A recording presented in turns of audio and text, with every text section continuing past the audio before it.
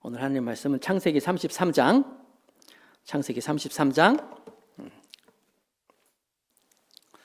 1절부터 4절까지의 말씀, 본문 말씀을 하겠습니다.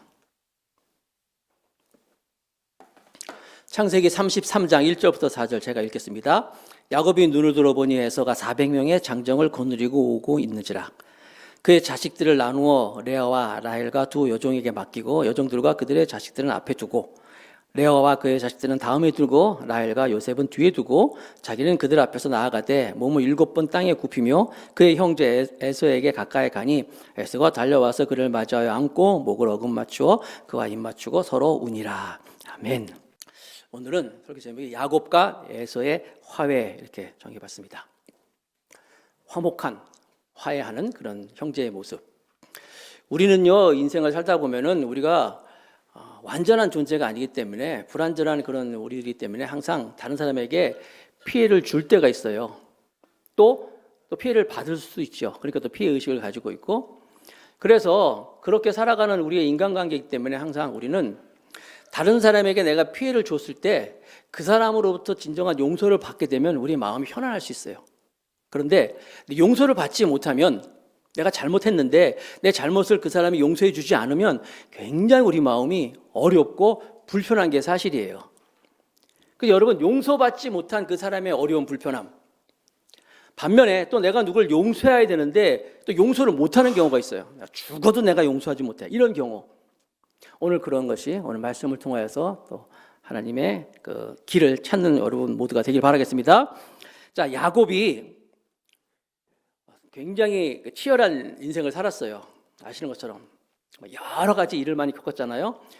그 형을 속이고 아버지를 속이고 장자권과 장자의 축복을 받고 도망을 가고 집을 떠나서 도망가고 또 타향에서 또 오래 살면서, 그러면서 그가 막 치열하게 또 많은 재산과 또 가정 자녀들도 없고 그런 가운데서 그의 마음속 한 군도에서 늘 찜찜한 것이 있는데, 다른 사람과의 관계는 몰라도 바로 에서와의 관계는 형은 잘못한 게 하나도 없었어요. 전적으로 100% 자기가 잘못한 거예요.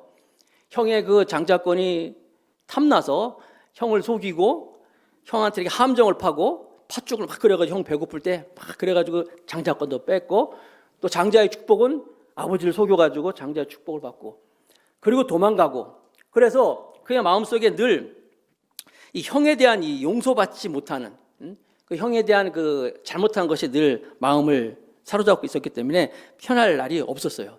아시는 것처럼 그래서 그때 야곱이 20년 만에 집으로 돌아오지만 그 형의 관계 때문에 또 형에 대한 그 두려움 때문에 혼자 있을 때 하나님께 열심히 기도하잖아요. 매달려 기도하잖아요. 이 야곱이 하나님께 매달려 기도하는 모습은 우리가 또 본받아야 할 거예요. 어려움이 있을 때, 문제가 있을 때 항상 우리는 이렇게 야곱처럼 결사적으로, 필사적으로 하나님께 기도를 해야 돼요. 우리 한국 교회가 어려움이 있을 때마다 항상 이런 기도가 있어가지고 오늘날 우리가 있는 줄로 믿습니다. 어려울 때마다, 힘들 때마다 우리 한국 교회는 이렇게 기도했어요. 제가 지난주도 말씀드렸지만 제가 여의도 순복음교회 출신이지만 여의도 순복음교회가 처음에는 서대문에 있었어요. 서대문에 교회에 있다가 이제 1973년도에 이제 여의도로 이사를 왔는데, 그때 제가 서대문 교회 다니다가 이제 여의도 교회 국민학교 때 이제 초등학교 때 이제 지금 이사를 왔는데, 1973년도에 빌리그레함이라는 큰 그 전도 집회가 있었어요. 100만 명, 120만 명이라더라고요. 120만 명의 사람들이 모여가지고 여의도 그 뜨거운 그 아스팔트에 모여가지고요. 뭐 환경이 좋습니까? 뭐 시설이 좋습니까? 거기서 비가 오나, 뭐 하여튼 뭐 날씨가 어쩌나 막 하나님께 부르짖으면서 기도하고, 1973년도에. 그 다음에 1974년도에는 엑스폴로 74라고 민족의 가슴에 그리스도의 계절이 오게 하자, 이게 주제였거든요. 그래가지고 또 막 일주일 동안, 월요일부터 토요일까지 일주일 동안 여의도에서 모여가지고 하는 기도를 하는데요. 그때 경향신문에서 1974년 8월 20일 그 기사에 보면 우리나라의 복음 인파가 655만 명이 모였다. 655만 명 모여가지고 여의도에서 말이야 열심히 기도하고, 뭐 그 이후로부터 계속 무슨 일이 있으면 무슨 기도 대성회, 나라 민족을 위한 대성회, 뭐 이럴 때마다 뭐 얼마나 많은 사람이 모여가지고 기도했는지 몰라요. 한국 교회는 그래서요, 처치 그로스 인터내셔널이라고 국제 교회 성장 연구에서 항상 대한민국에 대한 짧은 시간 내에 교회가 굉장히 부흥을 했기 때문에 그 비결을 알기 위해서 어떻게 교회 성장이 이루어지는지 많은 사람들이 와서 연구를 하고 또 보고 견학을 했는데 한국 교회의 비결은 네 가지다. 그러니까 기도, 네 가지의 기도라는 거예요. 이 기도가 한국 교회를 한국의 교회를 있게 했다는 거, 부흥이 있게 한다는 거예요. 뭐냐? 이 네 가지 기도. 첫 번째, 아침에 여러분은 새벽 예배 드리잖아요. 한국 교회는요, 교회라는 간판을 걸고 있으면 어느 교회든지 다 새벽 기도를 해요. 요즘에는 코로나 때문에 이게 좀 많이 문 닫은 것도 있지만 그래도 한국 교회가 새벽 예배를 안 드리면 이단이다 할 정도로 모든 교회들은 다 새벽 예배를 드려요. 외국 나가는 외국인 새벽 예배가 없어요. 외국에서 새벽 예배 드리는 교회 있네. 가보면 한인교회 드려요. 새벽 예배 한국 교회가 가지고 있는 정말 자랑이었어요. 두 번째, 새벽에만 잠 안 자고 기도하는 게 아니라 밤에도 잠 안 자고 기도하네. 무슨 기도예요? 철학 기도가 있었어요. 그때는요 정말 철학 기도예요. 올라이트. 밤 꼬박 새면서 말이에요. 제가 철학 기도 정말 학교 다닐 때도요 금요일 날 철학 기도 하잖아요. 그러면 그 다음날 새벽 4시까지 그게 하는 거예요. 그러면 이제 여의도 수목교회 차가 없잖아요. 그러면 교회에서 그냥 교회 집에 가지도 않고 애들끼리 또 모여서 기도하고 그리고 학교 가서는 자고 계속 토요일 날은 그냥 잠만 자고 이 철학 기도 얼마나 잠 안 자고 자는지 몰라요. 세 번째, 잠 안 자고 자는 것뿐만 아니라 밥도 안 먹고 기도하네. 무슨 기도요? 금식 기도. 한국 교회 금식 기도. 아예 무슨 땡땡 금식 기도원이라고 써 있어요. 교회 기도원들이 얼마나 많이 몰라요. 기도원들이 금식 기도가 얼마나 대단한지 몰랐어요. 가서 문제가 있을 때마다 기도하고. 네 번째 이거는요 전 세계적으로 좀 이제 교회 성장에 대한 관심 있는 분들은 코리안 스타일 프레이어라고 있어요. 한국 스타일 기도가 있다는 거예요. 그게 뭔지 아세요? 코리안 스타일 프레이어, 렛츠 고. 그러면요 뭐 하면 주여 삼창하고 이거는요 전 세계 사람들이 한국에서 배운 거예요. 한국 스타일 여러분 주여 삼창 아시잖아요. 이거는 전 세계 한국 교회가 퍼뜨린 정말 수출품이야. 주여 그게 뭐예요? 그냥 주여 하고 그 힘으로 쭉 가자는 거거든요. 기도. 그러니까 주여 해놓고 사랑하시는 아버지 이러면 안 되는 거예요. 원래 제대로 하려면 쭉 이거거든요.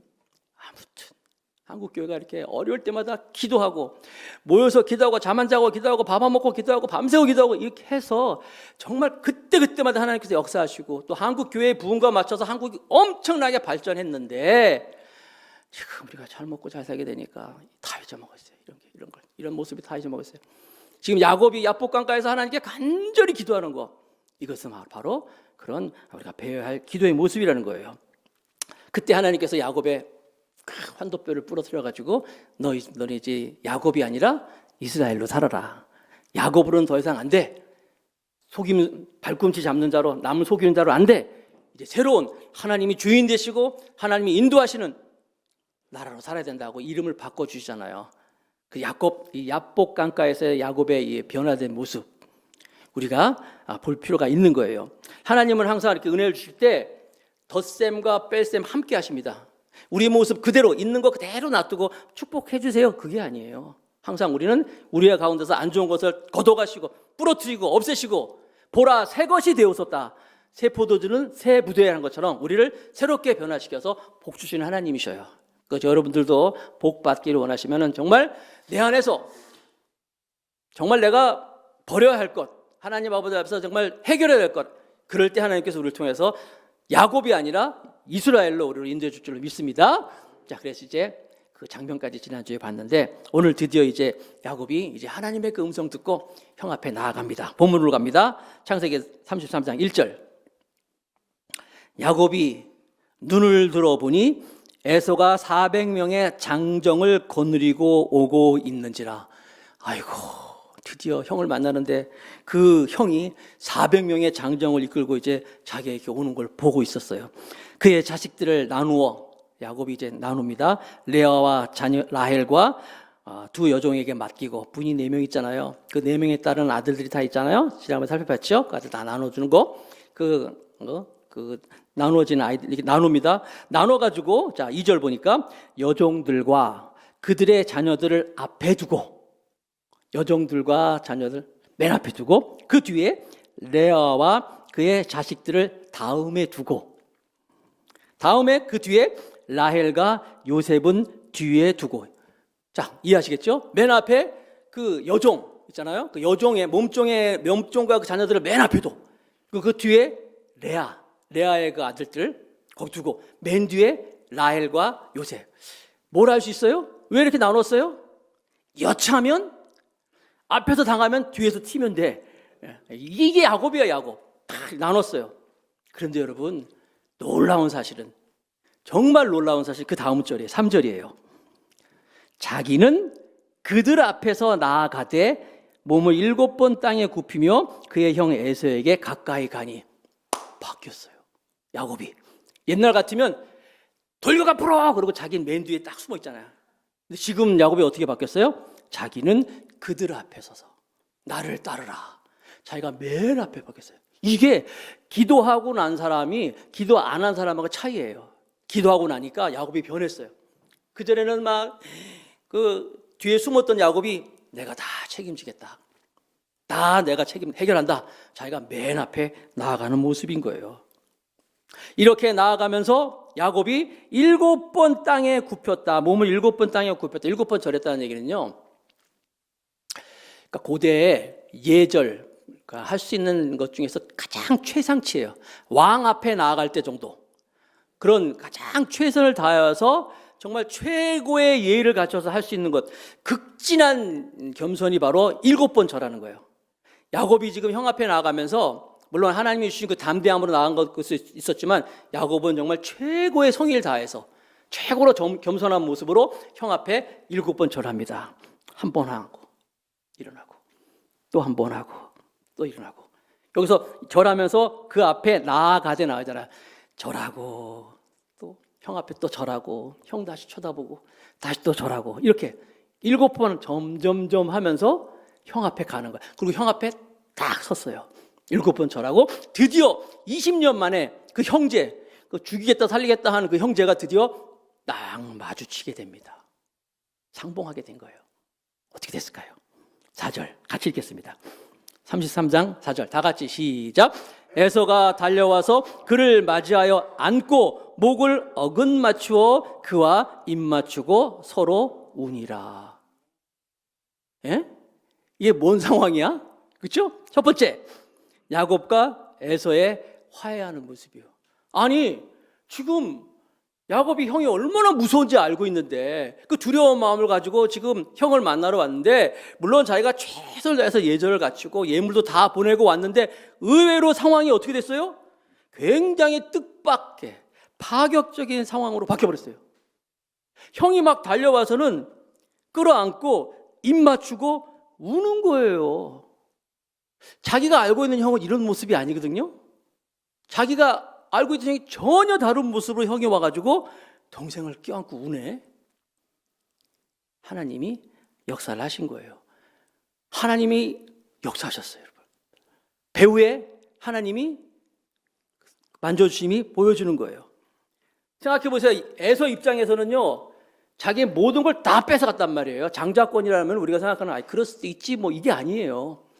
자기의 모든 명분, 자기의 모든 축복 다 가져간 송두리째 다 빼앗은 야곱 얼마나 미웠으면 내가 죽여버리겠다 했어요. 죽인다 그랬어요. 그러니까 엄마가 그걸 안 들어가서 놀래가지고 너 빨리 도망가라. 도망가서 형이 좀 나아지면 내가 다시 불러줄게 했는데 안 불렀잖아요.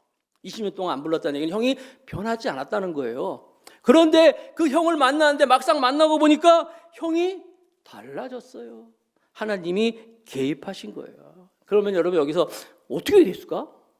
형이 이렇게 갑자기 바뀐 이유가 뭘까? 신학자들은 이걸 가지고 두 가지로 해석을 해요.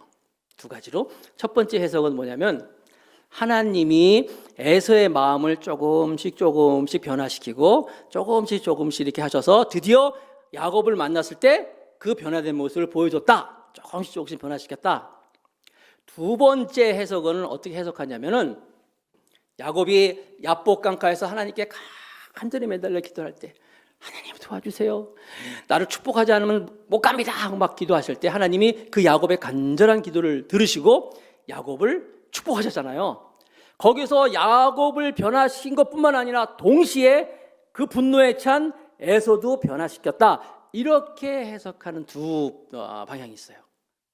뭐가 맞는지는 굳이 따질 필요 없지만 굳이 따진다 그러면 저 같은 경우에 사실 두 번째에 조금 무게를 두고 싶어요. 하나님이 야곱이 간절히 하나님을 기도할 때 야곱의 그 회개하는 마음뿐만 아니라 그 분노에 찬 저 동생을 죽이겠다. 안 그랬으면 400명의 사람을 왜 데리고 와요? 400명의 장정들을 왜 데리고 오겠어요? 그러나 하나님께서 그때 두 사람의 마음을 다 만져주셨다. 이렇게 볼 수 있는 거예요. 여러분 10절에 보면은 야곱이 형을 막 절하면서 형하고 이제 막 대화하면서 이런 얘기를 해요. 10절에 보면 형의 얼굴을 보니까 하나님의 얼굴을 본 것 같습니다. 그래요. 그럼 여러분 생각하기에 야 지상 최대 아부를 하고 있구나. 형 얼굴을 하나님이 만났다. 그렇게 볼 수 있어요. 그냥 최고로 야곱답다 하겠지만 그게 아니에요. 실제예요, 실제. 내가 알고 있는 형은 이런 형이 아니란 말이에요. 정말 분노에 차고 무지막다한 그런 형이 온화한 모습으로 거짓이 아니라 정말 사랑의 모습으로 동생을 꼭 껴안으면서 그냥 내가 널 반갑다는 동생 엉엉엉 울면서 동생을 맞이하는 그 모습을 보니까 거기서 야곱은 하나님의 채취를 느낀 거예요. 하나님의 모습을 본 거예요. 그래서 정말 하나님의 얼굴을 봤습니다라고 이렇게 고백하고 있는 거예요. 또 한편 야곱이 그런 형을 만나서 같이 울면서 무슨 생각을 했을까요? 야 이상하다. 형이 이렇게 변했지? 이유는 모르지만 덜컥하고 이런 상황이 벌어졌는데 그러면서 생각했던 게 이럴 줄 알았으면 내가 진작 올걸. 그렇죠? 내가 이럴 줄 알았으면 진작 올걸. 그렇습니다, 여러분. 여러분들이 지금 어떤 사람과의 관계에서 아니면 여러분들이 가지고 있는 문제, 우리가 뭐 심지어 몇 년 동안 열심히 기도한 것도 그래 내가 해보려고 막 애쓴 것도 고생한 것도 하나님께 나와서 하나님이 은혜를 주시면 5분 만에 10분 만에 해결될 줄로 믿습니다. 하나님 만져주시면 되는 거예요. 그래서 우리가 사람과의 관계에서도 잠언 16장 7절 말씀을 같이 읽어볼까요? 시작. 사람의 행위가 여호와를 기쁘게 하면 그 사람의 원수라도 그와 더불어 화목하게 하시느니라. 오늘 말씀을 들으면서 여러분들이 각자 여러분들의 의식세계에서 좀 적용을 해보세요. 아 야곱과 에서가 이 정말 원수지금 같은 이런 관계인데도 이렇게 서로 껴안고 울면서 이렇게 화해하는 모습이 성경의 목사님의 설교의 재료뿐만 아니라 나한테도 일어날 수 있구나. 내가 누구한테 용서받아야 할 사람, 내가 누굴 용서하지 못하는 사람, 하나님이 함께 하시면 그와 더불어 원수라도 화목하게 하시는구나. 이 말씀을 믿으시기 바랍니다. 자, 5절 말씀 계속 봅니다. 에서가 눈을 들어 여인들과 자녀들을 보고 묻되 너와 함께한 이들은 누구냐? 야곱이 이르되 하나님이 주의 종에게 은혜로 주신 자식들이니이다. 에서가 야곱밖에 안 보였어요, 처음엔. 근데 야곱하고 엉엉 울다가 이제 드디어 눈을 들어서 이제 주위를 보니까 어린 여인들이 서 있고 또 자녀들이 있는 거예요. 누구라고 묻는 거예요. 근데 여러분, 에서가 왜 눈치가 없어요? 바보가 아닌 이상 누군지 다 알잖아요. 알면서도 누구냐라고 물어보는 이유는 뭐예요? 나한테 이제 정식으로 나한테 소개해다오. 너희 동생의 그 아내와 자녀들 내가 소개받고 싶다. 내가 인사하고 싶다. 이거 얘기하는 거 아니에요? 하나님이 주신 그 자녀들. 그러니까 야곱의 대답도 얼마나 지혜로운지 보세요. 야곱이 대답하는 거예요. 누구냐? 물어봤더니 하나님이 주의 종에게 은혜로 주신 자식들이니이다. 보세요. 하나님이 주신 자식들입니다. 다른 말로 하면은 형 조심해. 자녀들은요 내가 낳은 게 아니라 하나님이 주셨기 때문에 함부로 하면 안 돼요. 이런 말도 있고 더불어 또 여기니까 주의 종에게 자기 지금 종이에요. 형을 주인으로 모시면서 바짝 엎드려가지고 형 내가 형보다 종입니다. 하나님이 은혜를 주셨어요. 라고 이렇게 담겨서 이렇게 말씀을 이야기를 하는 거예요. 참 아름답죠. 형제들이 이렇게 아름답게 화해하는 모습. 시편 133편 1절에 보니까 보라 형제가 연합하여 동거함이 어찌 그리 선하고 아름다운 거. 형제가 연합하는 것이 참 하나님 보시기에 선하고 아름답다 말씀하고 있는 거예요. 나는 지금 우리나라가 지금 갈등이 굉장히 심해요. 도에 지나칠 정도로 지금 갈등이 심한 것 같은데 나는 이러한 일도 하나님이 역사하시면 하나님이 만져주시면 이런 화목과 화해가 일어나는 그런 나라와 민족이 될 줄로 믿습니다. 정치, 경제, 사회, 문화 뭐 어느 분야든지 뭐 각 분야에서 지금 막 다 갈등하고 있는데 먼저 우리 교회가 하나가 되고, 그렇죠? 그래야지 우리가 하나님의 자녀인 것을 보여줄 수 있잖아요. 그리고 이 나라가 하나 되는데 귀하게 쓰임받는 우리 모두가 되길 바라겠습니다. 자, 7절, 33장 7절. 그때 여종들이 그의 자식들과 더불어 나와 절하고, 레아도 그의 자식들과 더불어 나와 절하고, 그 후에 요셉이 라헬과 더불어 나와서 절하니. 한번 상상해 보세요. 네, 하나님이 주의 종에게 주신 귀한 자녀들입니다 했더니 에서가 이제 자기가 동생의 자녀들이잖아요. 부인들이잖아요. 가서 이제 악수도 하고, 또 아이들 같은 경우에는 머리도 쓰다듬어 주고, 아마 에서가 고개를 끄덕끄덕거리면서 하면서 이렇게 막 이렇게 했을 거예요. 인사하는 거예요, 서로. 그런데 여기 특이한 장면이 있는데 7절에 보니까 다른 사람 이름은 안 나왔는데 자녀들 요셉이 라헬과 더불어 나와 절하였다, 이런 장면이 나와요. 요셉이라는 이름이 탁 나와. 다른 아들도 안 나오는데 왜 요셉이라는 이름이 여기 딱 나올까? 이 장면 여러분 주의 깊게 잘 보고 계세요. 나중에 창세기 뒷부분에 가면은 요셉이라는 이 야곱의 아들이 그 형들한테 이제 막 미움을 사고 또 팔림, 노예상으로 팔려서 이제 막 고생을 굉장히 많이 해요. 그러다 나중에 감옥까지 가잖아요. 그 원수 같은 형들, 우리 같으면 그 원수 같은 형들 만나면 어떡하겠어요? 그냥 그때 요셉은 또 국무총리가 됐단 말이에요. 굉장히 힘도 가지고 있었단 말이에요. 그럼에도 불구하고 요셉이 그 형들을 만났을 때 처음에는 이제 자기 정체를 드러내지 않아요.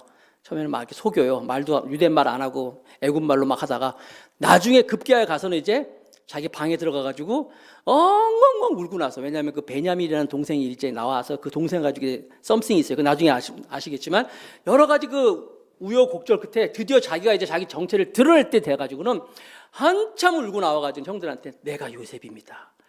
내가 당신들이 나를 판 요셉이다 하면서 그 형들하고 껴안고 엉엉엉 우는 장면이 나와요.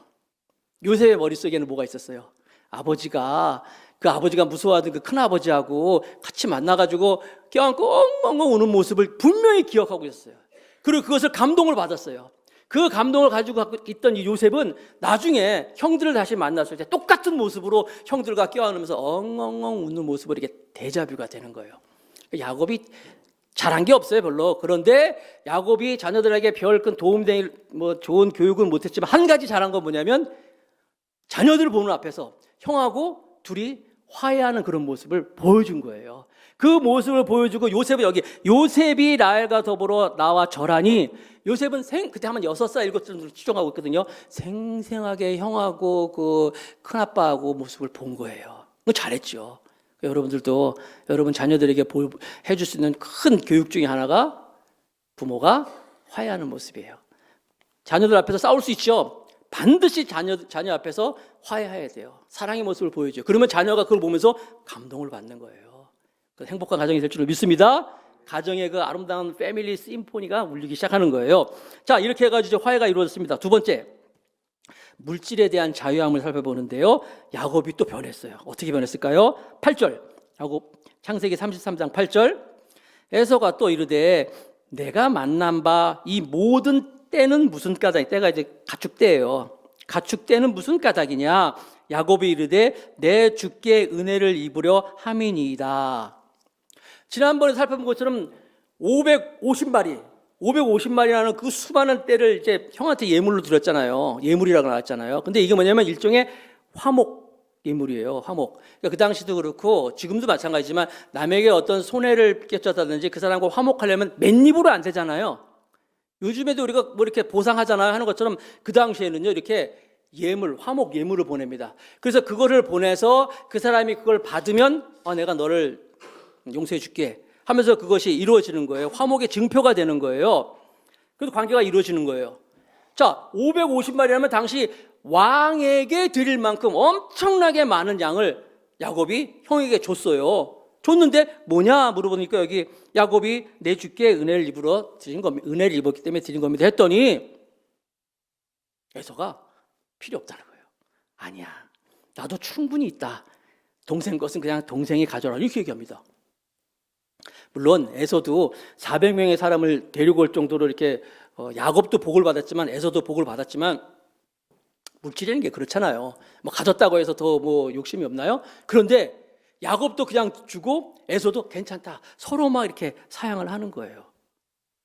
그러니까 하나님께서 야곱은 물론이고 에서는 물론이고 둘 다 화해시키면서 둘 다 마음속에 어떤 마음을 줬어요? 물질에 대한 욕심을 다 없애진 거예요. 서로 마치 옛날에 그 농심 형님 먼저 아우 먼저 하는 것처럼 똑같이 아니 형 먼저 가지세요. 아니야 아우가 먼저. 이런 물질에 대해서 자유한 모습을 보여주고 있는 거예요.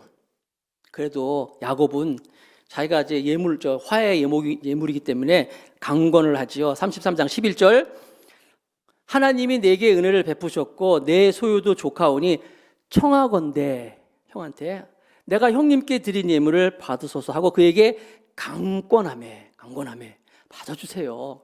형이 받아주셔야 돼요. 받아야지만 내 용서가 이루어진 거예요. 강권하니까 에서가 받으니라. 드디어 받았어요. 여러분 많이 있다고 해서 여러분 그 많이 있는 것이 많이 있기 때문에 여러분 욕심이 없다 그렇지 않아요. 부자들이 많이 있으니까 욕심이 없겠지 아니에요. 부자들은 그 가진 걸 또 지키기 위해서 또 더 많은 욕심이 있어요. 지난번에 말씀드린 것처럼 이만큼 벌면 더 벌고 싶은 게 사람이라잖아요. 말이잖아요. 더군다나 야곱 같은 경우는 자수성가했어요. 로또 당첨되고도 한꺼번에 이게 아니잖아요. 아주 치열하게 얻은 거란 말이에요. 자수성가한 사람들의 특징. 많이 가지고 있지만 잘 쓸지를 못해. 그냥 어렵게 얻었기 때문에. 야곱이 그랬어요. 그럼에도 불구하고 야곱이 가치관이 바뀌었어요. 형에게 그러니까 이 물질에 대한 자유한 모습을 가지고 있는 거예요. 두 형제도 마찬가지잖아요. 서로 아니야 서로.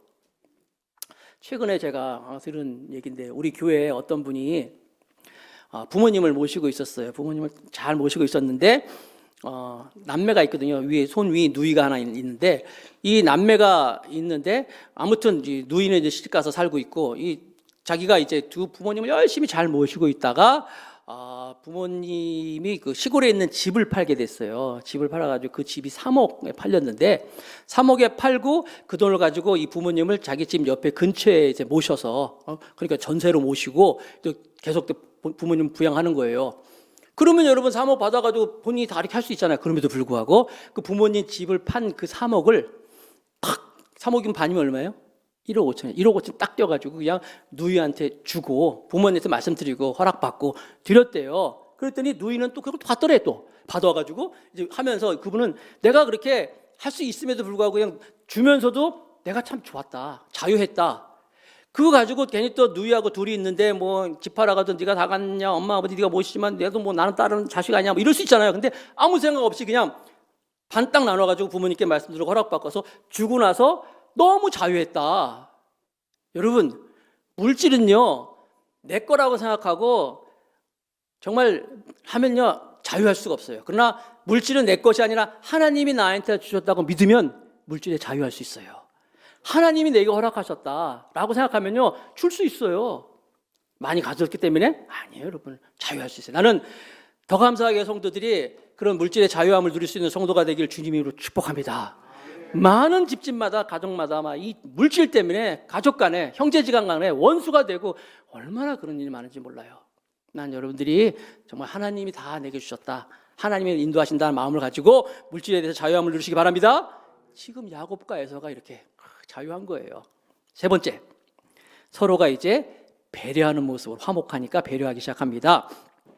에서가 이야기를 합니다. 12절 창세기 33장 12절에 에서가 이르되 우리가 떠나자. 내가 너와 동행하리라. 에서는 지금 신난 거예요. 이제 동생하고 화목하고 이제 그래 돌아왔으니까 이제 내가 널 데리고 인도해서 내가 다 함께 하겠다라고 같이 가자라고 얘기하는 거예요. 내가 너랑 동행하겠다. 또 웬일입니까? 야곱이 이상한 얘기를 해요. 33장 13절 14절에 야곱이 그에게 이르되 내 주도 아시거니와 자식들은 연약하고 내게 있는 양떼와 소가 새끼를 데리고 있은즉 하루만 지나치게 몰면 모든 떼가 죽으리니 청하건대 내 주는 종보다 앞서 가소서 나는 앞에 가는 가축과 자식들의 걸음대로 천천히 인도하여 세일로 가서 내 주께 나아가리다. 세일은 지금 에서가 있는 곳인데 그 자기 있는 곳으로 오라 그랬더니 아니에요 형. 이거 말도 사실이에요. 그 당시가 야곱의 아들들이 13세 미만이에요. 전부 어린아이들이에요. 그리고 야곱의 자축들이 라반의 집에 나올 때 많은 새끼들이 많이 있었단 말이에요. 그렇기 때문에 형은 지금 400명의 장정들을 막 이끌고 왔단 말이에요. 장정들이 이끄는 그 스피드로 같이 가면 뭐 다 죽게 생겼으니까 형 먼저 가세요. 먼저 가시고 제가 천천히 따라가겠습니다라고 이제 이렇게 허락을 구하는 거예요. 33장 15절. 에서가 이르되 내가 내 종 몇 사람을 내게 머물게 하리라. 야곱이 이르되 어찌하여 그리하리까 나로 내 주께 은혜를 얻게 하소서 하매. 무슨 얘기냐면 그래? 그럼 알겠다. 그러면 내가 있는 사람은 몇 명 여기 붙여가지고 너를 보호해 줄게. 명명 남겨줄게 하는 거예요. 근데 야곱이 어떻게 합니까? 어찌하여 그리하여 하십니까? 그럴 필요도 없습니다. 형님 그냥 가세요. 여기서 보면요, 이 서로가 이 리더들이 야곱 입장에서도 그래요. 형이 나를 용서하고 형하고 내가 관계가 화해가 됐지만 사실 그 다른 사람들하고는 아니란 말이에요. 에서의 이 집안 사람들 모든 종들이 이 사람들 입장에서는 아직 완전 해결된 게 아니잖아요. 혹이라도 또 무슨 문제가 생기면은 무서운 일이 있을 수 있고 또 야곱의 아버지 이삭 그 아버지 아브라함인데 아브라함은 아브라함과 롯이라고 그 조카와 삼촌 지간에도 그 종들끼리 싸웠단 말이에요. 종들끼리 싸워가지고 헤어지는 모습을 봤거든요. 그래서 야곱은 혹이라도 이 많은 때가 형하고 같이 가다 보면 같이 있다 보면은 여기서 또 무슨 갈등이 생기면 어렵게 이룬 이 형과의 화해가 또 깨질 수 있잖아요. 그걸 염려한 거예요. 그래서 야곱은 지혜롭게 아니에요, 형하고 나가 떨어져 있는 게 낫겠어요 라고 얘기를 합니다. 그걸 청하는 거예요. 그런데 에서도 그걸 알고 그래 그렇게 하자 알면서도 벌써 야곱이 얘기할 때 눈치는 있었겠죠. 이 마음을 알겠다면서 모르는 척하면서 헤어지는 거예요. 서로가 서로에 대해서 배려를 하는 거예요. 이 모습이 바로 아름다운 형제의 모습이라는 거예요. 27년 동안 감옥살이를 했던 남아공 대통령이었던 넬슨 만델라라는 사람이 있습니다. 아시죠? 나중에 대통령이 됐잖아요. 넬슨 만델라가 27년 동안 그 백인들의 무자비한 탄압을 받으면서 이제 감옥생활을 하다가 이제 그분이 이제 석방이 돼가지고 나중에 남아프리카 공화국의 대통령이 됐어요. 대통령이 됐으면 이제 정권을 잡았잖아요. 자기에게 그 몹짓을 했던 그 백인들에 대한 무자비하는 그런 복수를 할 수 있잖아요. 근데 웬일입니까?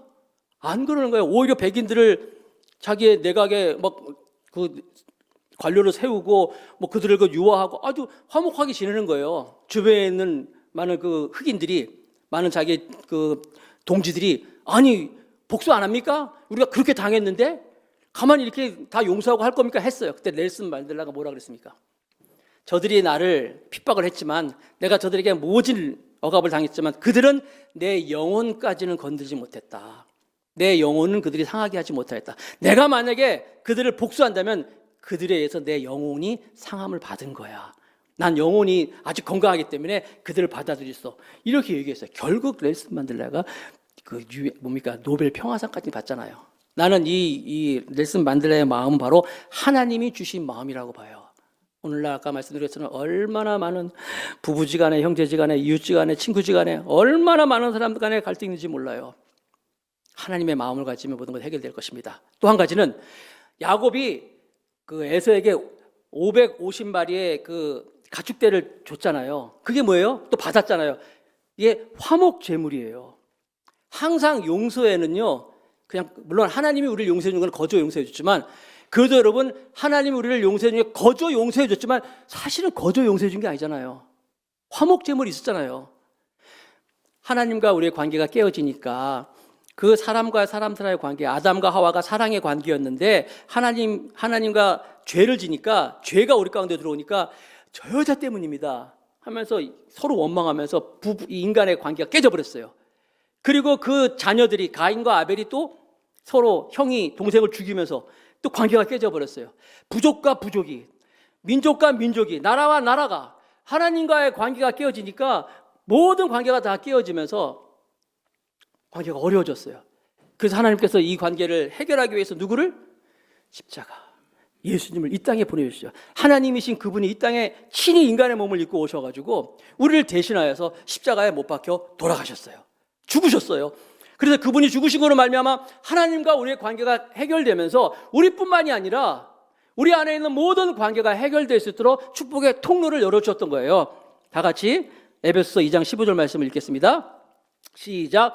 또 십자가로 이 둘을 한 몸으로 하나님과 화목하게 하려 하심이라. 원수된 것을 십자가로 소멸하시고. 십자가가 바로 하나님과 우리의 관계, 또 우리의 모든 막힌 담을 다 허물고 하나 되게 하는 하나님의 축복의 통로가 됐던 거예요. 그래서 우리가 물론 이 세상을 살아가면서 갈등이 있고 어려움이 있지만 먼저 하나님께 달려나가서 기도하고 용서를 구하고, 그러면 하나님의 십자가의 사랑이 우리 안에서, 또 나와 관계된 어려움 있는 그 사람들 안에서 함께 우리를 하나 되게 할 줄로 믿습니다. 그것이 곧 세상을 향한 하나님이 우리를 향한 메시지라는 거예요. 우리가 화목하지 못하면, 하나 되지 못하면, 하나님의 사랑을 보여주지 못하면 복음 전파도 안 된다는 거예요. 마지막으로 요한복음 17장 21절 23절 말씀, 예수님의 기도인데 요한복음 17장 21절 23절 같이 큰 소리 읽으면서 설교를 마칠게요. 같이 읽어봅시다. 시작. 아버지여, 아버지께서 내 안에, 내가 아버지 안에 있는 것 같이 그들도 다 하나가 되어 우리 안에 있게 하사 세상으로 아버지께서 나를 보내신 것을 믿게 하옵소서. 내게 주신 영광을 내가 그들에게 주었사오니 이는 우리가 하나 된 것 같이 그들도 하나 되게 하려 함이니이다. 곧 내가 그들 안에 있고 아버지께서 내 안에 계시어 그들로 온전함을 이루어 하나 되게 하려 함은 아버지께서 나를 보내신 것과 또 나를 사랑하심 같이 그들도 사랑하신 것을 세상으로 알게 하려 함이로소이다. 우리가 화목하는 것이, 하나 되는 것이 세상을 향한 하나님의 메시지가 될 수 있다는 거예요. 오늘 야곱과에서의 화해 모습을 보면서 이 화목이, 이 화해가 저와 여러분의 삶이 되어서 야곱이 이제 가나안 땅에 들어와서 구속사역의 주인공으로서 우뚝 세워지고 아브라함의 후계자로서 축복의 통로로서 이스라엘의 아버지로 우뚝 서는 모습처럼 저와 여러분들이 하나님께 쓰임받는 우리 모두가 다 되시기를 주님의 이름으로 축복합니다.